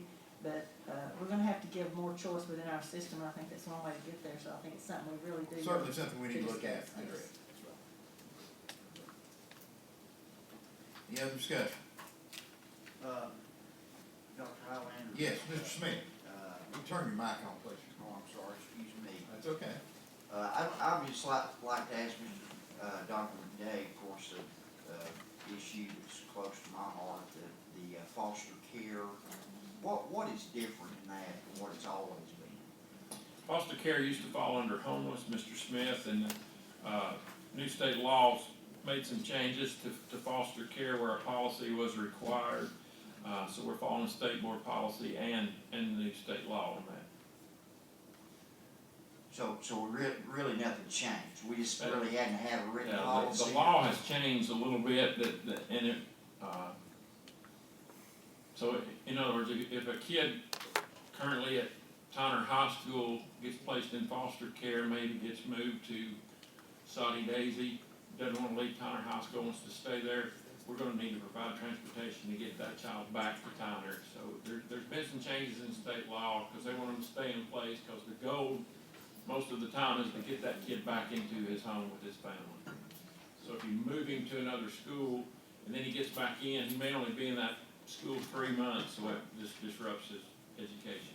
See, it's in line with McKinney-Vento federal law, Yes, which it's very appropriate, I think. It's good for kids. That's what we need to be about. Thank you.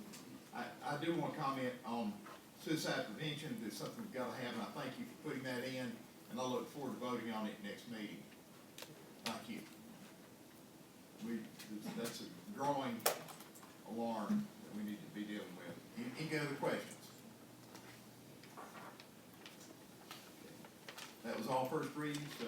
Yes, sir. Be brought back next week or next month for Thank you. second We have reading. a lot of voting then. Okay, board matters. First is the summer schedule. And have a motion to second, and then I think there's gonna be some discussion on that. We have a motion on the summer schedule, Dr. Kelly's proposed. Move to approve. Mr. Galloway's moved to approve, Second. and second by Ms. Jones. And now, I feel sure there's gonna be some discussion here. We did mention a couple of things last week that we might look at an alternative, slight alternative to that. Ms. Thurman, I believe. Yes. Lots on. Well, I think I've talked about this before.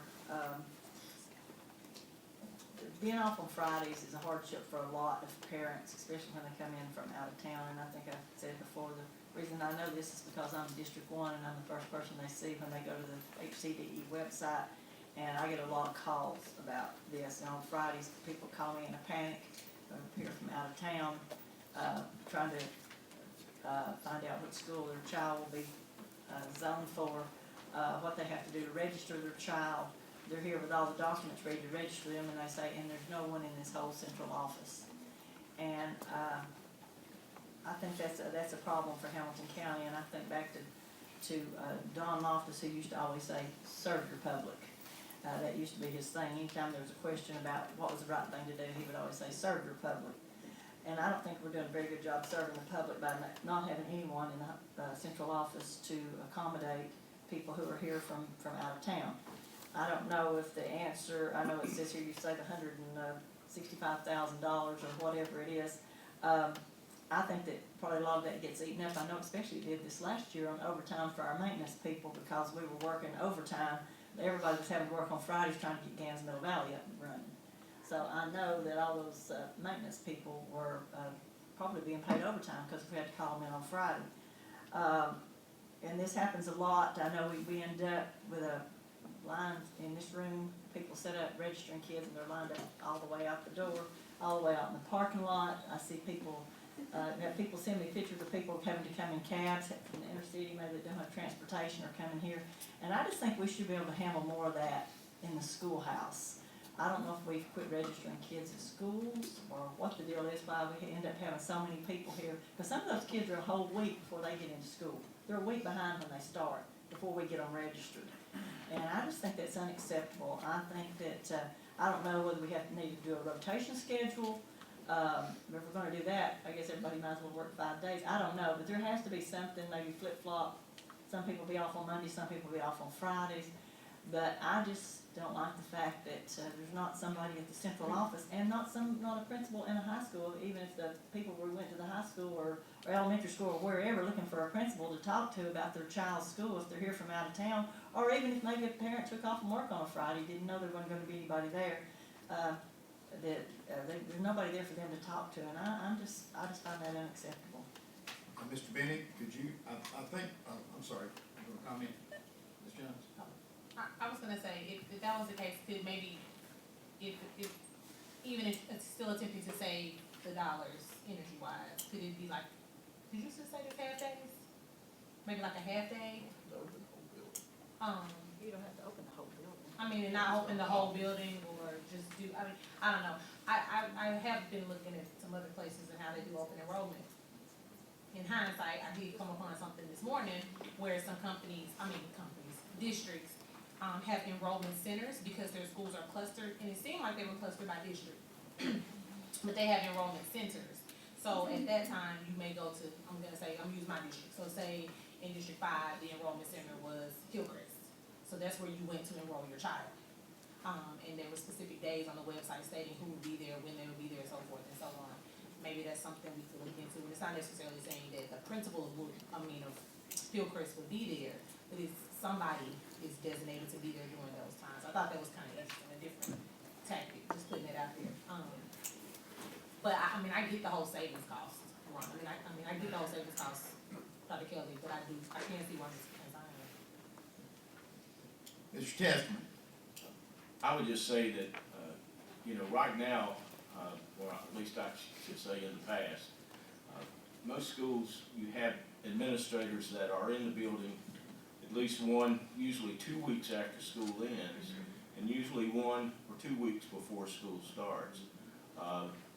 And most of that's publicized quite a bit, and I think if we just get out and publicize a little more, parents wouldn't be behind the 8 ball when school starts. If they wait till the last Friday before school starts, they kind of waited too long anyway. It's going to be hard to do. But, if we can just publicize more for them to get there early and then not wait till the last minute to do it, it will help a lot. And also, especially in schools, it's already taking place. They might not get there at lunch, but it's somebody in those buildings. So I still agree with Rhonda, what happens out here at central office. There needs to be some place, some building, wherever it might be, that could accommodate especially people from out of town. Okay. So the way several of you have mentioned, and let me just address you, Dr. Kelly, would you be willing to consider modifying your proposal to have an alternating where all central office staff works 4-day week, but you could have some maybe by choice work be off on Monday and some off on Friday? Would that be in line with what you're thinking, Ms. Thurman? Central office at least would be. I don't know what the answer is. I just know that I just don't, like I say, they're the ones that pay the paycheck for everybody over there in that central office. And a lot of them get real upset because, they've taken off from work in some cases to come and, and I don't like always blaming the parents because they don't know everybody else's schedule, because I'm on the school board and I don't know everybody's schedule. So I'm not gonna blame this on the parents. The parents sometimes, they're juggling 3 and 4 kids and trying to work and taking off and losing money and stuff like that. And so I'm not gonna blame the parents for this. Sometimes they're doing the best that they can do. I'm just saying that, I just don't understand why we can't have somebody in the school. And I don't know what the answer is. That's the reason I'm asking the board what they feel like. I'm just saying it's a concern for me that I just don't feel like, as Don Moffitt said, that we're serving our public when we're not here when the public needs us. I just, like I say, they are our customers, and Sure. And we need to accommodate them. If perhaps Dr. Kelly might address, if he's got any ideas how to deal with the situation, and we wouldn't have to open up the whole central office building. If you got an idea, Dr. Kelly, tell us what you think, sir. We can look at making an adjustment with central office, but if we look at opening up all of the buildings, we're gonna lose the savings. And so your savings is coming from the fact that for 1 day out of the week, all of the buildings are closed and everything is shut down. So that's the thing that the board has to consider. If you're gonna do it for all of the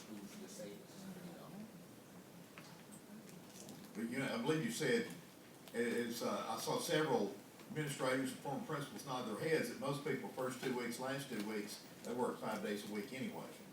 And so if we had that as a policy, you still have most of the summer savings, but have those people in the buildings to the first 2 weeks after school, first 2 weeks in, and had a skeleton crew coming in central office, maybe by volunteers who prefer to have Monday off.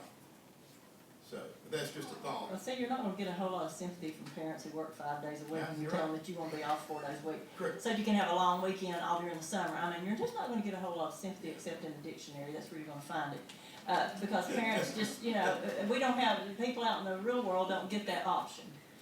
So, you know, don't be asking parents to feel sorry for you because you're gonna have to work a damn 5-day week in the summer. You know, I'm sorry, but I've been a hard-working person for all my life, 41 years, and never had a paid day off or anything, so when people start, you know, all this, I just, you know, like I say, I'll give you a dictionary, you can look at that. Dr. Kelly, and I'm gonna go to the next people. Let me ask you a question that pertains to this. If people working, if they're out, they miss a day and a fourth on those Monday through Thursday, right? They lose a day, 1.25 days. They don't have to take any vacation days. I understand. Okay, I believe Ms. Jones is next, then Ms. Robinson. Do we have to vote today, like, can we table it and try to come up with something, as long as you maybe like to the next meeting? Smart idea. I mean, I'm like, Okay? we're not saying no, we're not saying yes, or if we vote on it today, can we come back and do an addendum? I mean, No, okay, so if not, can we table it you making a motion to table? and then think about a process? If I move to table. Do you have a second to table? A second. Move to second. Trying to get Lee out of here. All in favor? All in favor say aye. My new hero. Now a roll call vote. Any opposed? So moved. Moving on. Policy can discuss that. Okay, Human Resources, Ms. Stewart. Yes, Dr. Highlander, Dr. Kelly, members of the board, you have in an attachment with this memo the names of 58 teachers who have met the experience requirements and the evaluation level of effectiveness requirements to be eligible to have tenure attached, and that does require a roll call vote from the board, and I recommend approval. We're very proud of those people. Do we hear a motion? I move to approve. Okay, motion. Second. And second. Call for the vote, please. Mr. Galloway? Yes. Mrs. Jones? Yes. Mrs. Lennon? Yes. Mrs. Robinson? Yes. Mr. Smith? Yes. Mr. Testerman? Yes. Mrs. Thurman? Yes. Mr. Wingate? Yes. Chairman Highlander? Yes.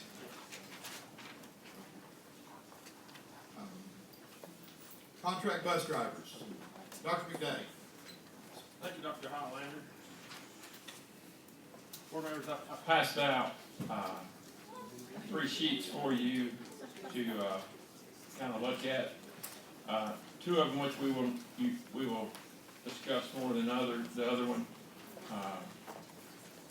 had another meeting with the contract drivers 4-member team. We did come to agreement. 35 of those will maintain their current insurance, get a 3% increase on their capacity rate, 4% increase on their operating rate, and we're going to move 50-mile minimum mileage per out a day up to 70-mile minimums.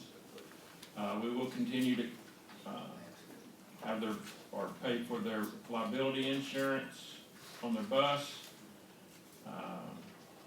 They'll be limited to 1 bus route. Weather days will be paid at a 50% clip instead of 0 like they have been getting. And it'll be a 4-year contract with a 4-year renewal. For operators without benefits, there's 14 of those currently. Could be up to 20 under the new agreement with the board. They'll get a $9,500 increase per route. That's in lieu of insurance. They'll get a capacity, they will not get a capacity or operating rate increase this year, but their minimum mileage will go from 50 to 70. We will pay bus liability insurance on them. They will be considered an independent contractor and have the ability to operate more than 1 route. They will also be paid at a 50% clip on inclement weather days, and that will be a 4-year contract with a chance for a 4-year renewal. If you'll look at the last page that I gave you in this, the proposed increase to the budget would be around $416,000, a little over $416,000. So it does come with a cost. I think this is fair to the board, and I also think this is fair to the contract drivers. I don't think all of those drivers agree with that, but the ones we met with did agree with this. Okay, comment, good, we got a motion second. Well, what I need is permission to go out with Mr. Bennett and bring you back a contract, and what I need is approval of the additional cost to our budget of $416,000 to do that. So we will need a motion and a second, correct me, Mr. Bennett, to discuss that. Yes, sir. A motion to approve. So moved. So moved, Mr. Smith. We have a second. I'll second. Second, Ms. Thurman. Can you have discussion? I have a question about the 416,000. Okay, just because we're in the middle of budget discussions, is the 416 in addition to what is already projected in the upcoming school year budget, or it would be on top of? Well, basically, it's not. Is the 416 actually built into the proposed budget? Those were the revisions that you received today. Okay, so it's in this piece. Okay. So that's why it bumped it up to 33 million. Okay. Yeah. All right. Thanks. Ms. Thurman? Yeah, Lee, I know we're getting a new transportation director. I know, I'm having a brother who works for UPS, he flies the plane, but nonetheless, we know a lot of UPS drivers as well. And they also even ask the pilots if there's a way they can do things more efficiently, in their work. I'm just wondering if, seeing this projected increase, I know that we've talked about consolidating routes and things. I just hope that the new director will talk to each one of the people about their routes, how they feel like that they can maybe do it a little bit more efficiently. Maybe, I know some buses talk about passing each other on the road. They feel like if maybe these stops were put on somebody else's route, it would really consolidate the routes more. We might can get a lot of savings out of this if we let them have a little bit of say and at least hear what they have to say. Seems to work real well for UPS. Thank you. He did not work for UPS. He worked for FedEx. No, my brother works for UPS. Yeah, That's yes, who I'm talking ma'am. about. But he has one of the selling points in the interviews, and we had 6 or 7 really good candidates, and he stood out because he had reworked all the routes for the commercial deliveries and the home deliveries in Tampa, Florida. Yeah. Which is not an easy thing to do, I wouldn't assume. And he did it without software, and we do have a software program that does assist in that. And so I think, and he comes on board, starts Monday. His name's David Eves. He is from Chattanooga originally. He moved to Tampa. I don't know, he's been there 25 years, I think it said, but he does start on Monday. Any other comments? Ms. Lennon, I believe, next. Yes, and I'm really excited about moving forward with the owner-operators. But I also want to say, after listening to Mr. Liner, that I hope as much thought and discussion will go into what we do for our teachers as what we have done for our bus drivers, because our teachers are in the classroom every single day as well, all day long, and they work tirelessly, so I do hope that we all take that into consideration as well. Thank you. Ms. Robinson? I actually had a question about the new director of transportation. Are we going to, are we supposed to approve anything around that? No. Okay. No, ma'am. No, ma'am. That's administrative matter. Okay, we don't approve that. No, ma'am. When is there an opportunity to meet him or her next week? Sure, he'll be at Dodge Avenue from 8 o'clock to 4:30. I'm gonna go see him. Ms. Stewart, did you get an opportunity to give letters? I'll have him at the next board meeting and make sure I introduce him. But that's a month away. If you want to meet him next week, you'll have to go to Dodge Avenue. Let's have another meeting.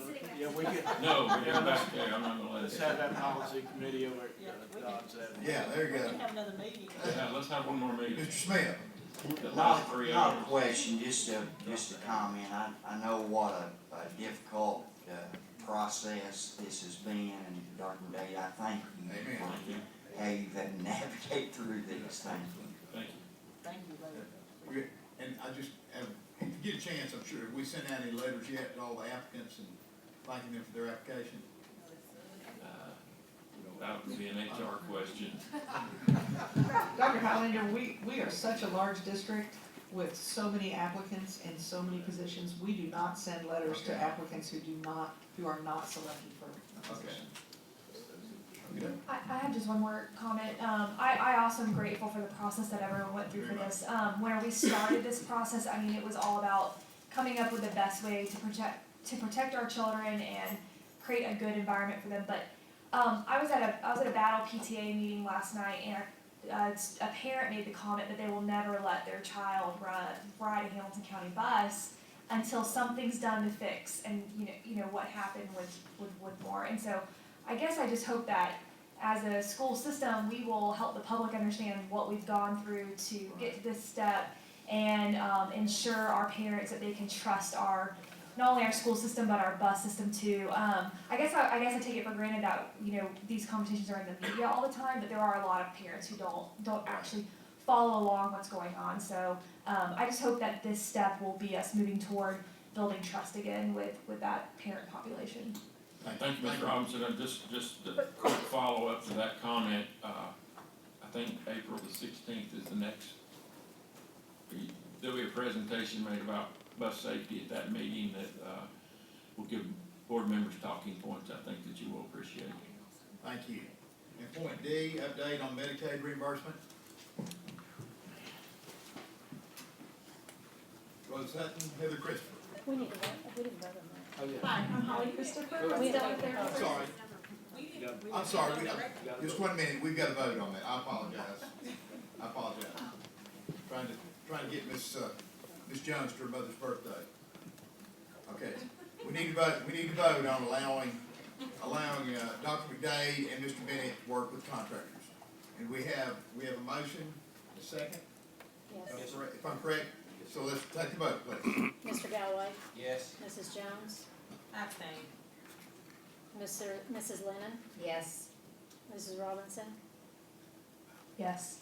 Mr. Smith? Yes. Mr. Taserman? Yes. Mrs. Thurman? Yes. Mr. Wingate? Yes. Chairman Highlander? Yes. Now, I apologize, ladies, now if you come up, please, for Medicaid.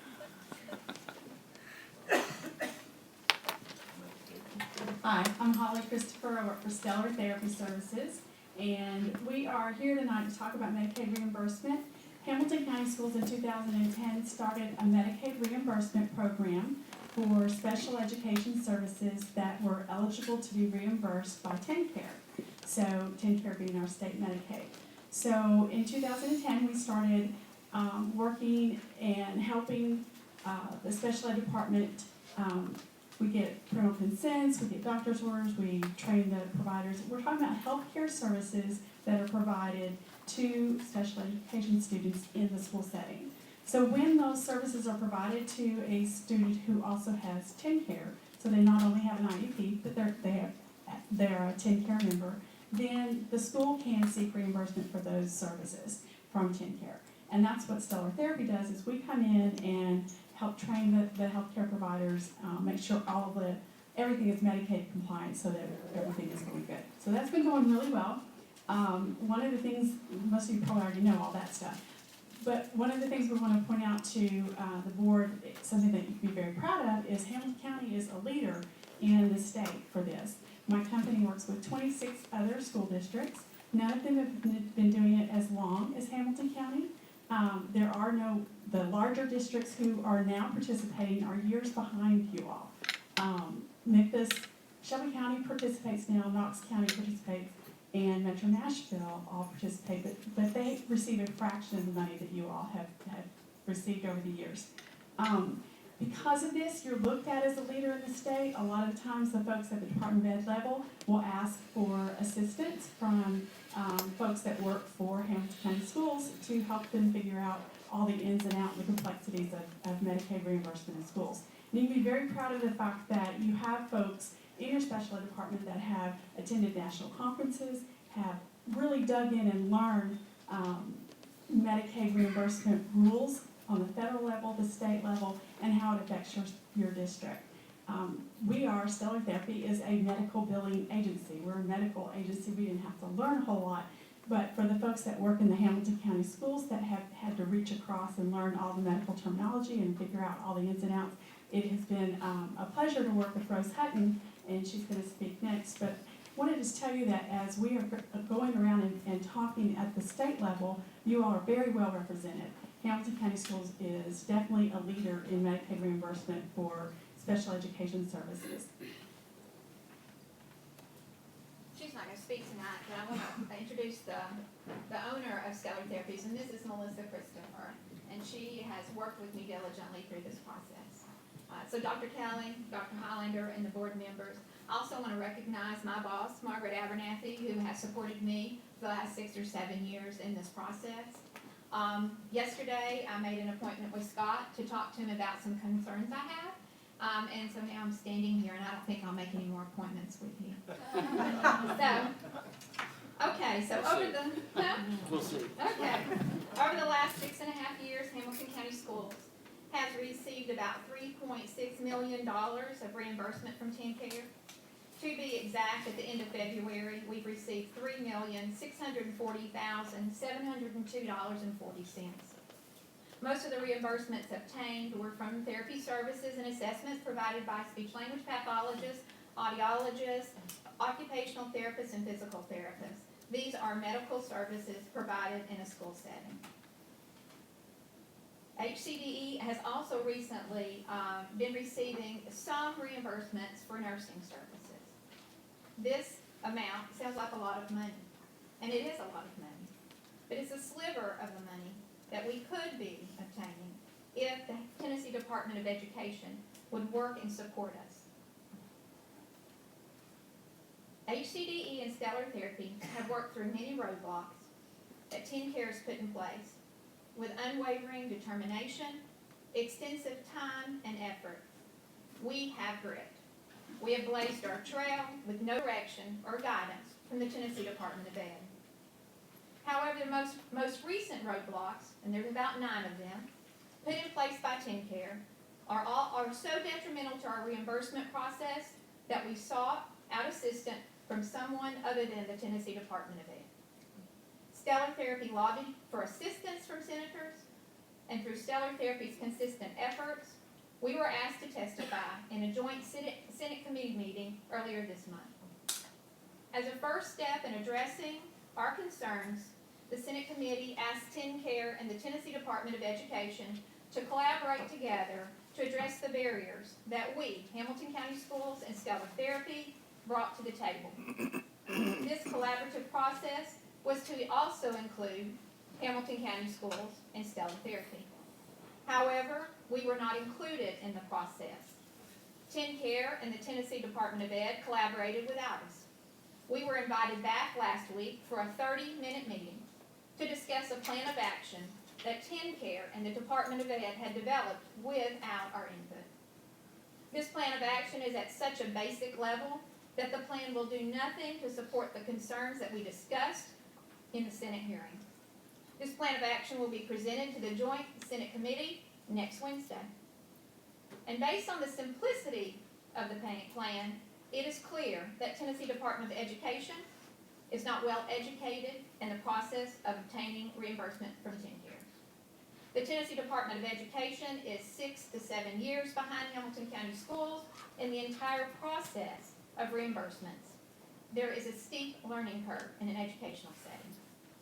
I feel that we are in a dangerous position in that the Tennessee Department of Education will make decisions and agreements with TennCare that is not in Hamilton County Schools' best interest. The Tennessee Department of Education is at an introductory level, while Hamilton County School needs representation at a much higher level.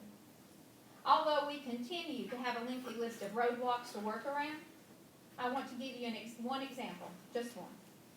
One of the most significant detriments that that TennCare is placing on us is that they will no longer allow the insurance company, Blue Cross, Blue Shield, AmeriChoice, the ones that have our TennCare contracts, to add new healthcare providers in their networks if the provider is working in a school setting.